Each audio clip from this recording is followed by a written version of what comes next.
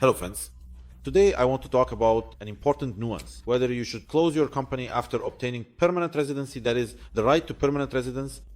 It's no secret that many foreigners coming to Montenegro, including Russians and Ukrainians, are not actually running any business, but open a company solely to obtain a residence permit. Accordingly, after living in Montenegro for 5 years, you obtain the right to permanent residence. After that, you can either close your company or keep it open. Which option should you choose? Well, as for why people close their companies, I think it's clear to everyone that after obtaining permanent residency, the main reason is to save on expenses. An inactive company currently costs just under 100 euros, 95 to be exact. So if you close your company, you'll be saving 95 euros a month, which means you'll be living a little bit better. However, there are certain drawbacks. Of course, they exist as well. If you close your company, you automatically lose the right to free medical care. So if something happens to you, you'll have to pay out of pocket. Alternatively, you can buy health insurance, and then yes, treatment would also be free. But the problem is that good health insurance for all family members will cost more than maintaining the company.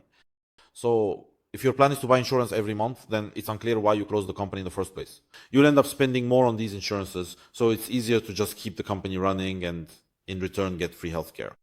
Secondly, by closing the company, you also lose the right to access kindergartens. That is, you can send your child to school in any case, regardless of whether you are working or not. But you can't do that with kindergarten. This refers to a public kindergarten. Of course, you can send your child to a private kindergarten, but again, the private kindergarten costs more than the expenses of keeping the company active. You can't send them to a public one. Why is that? Well, in principle, that makes sense.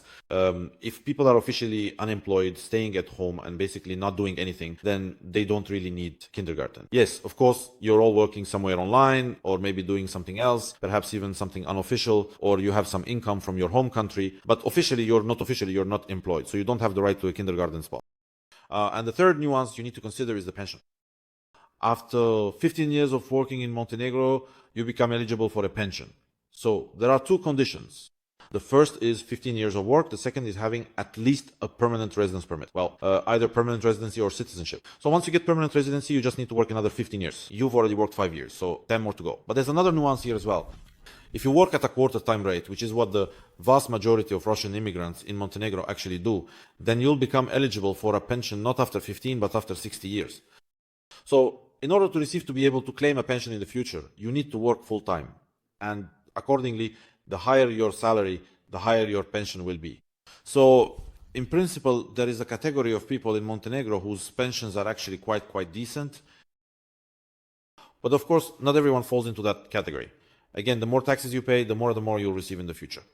But at the very least, you need to be employed full-time. And here, the expenses won't be 100 euros per month, but somewhat higher.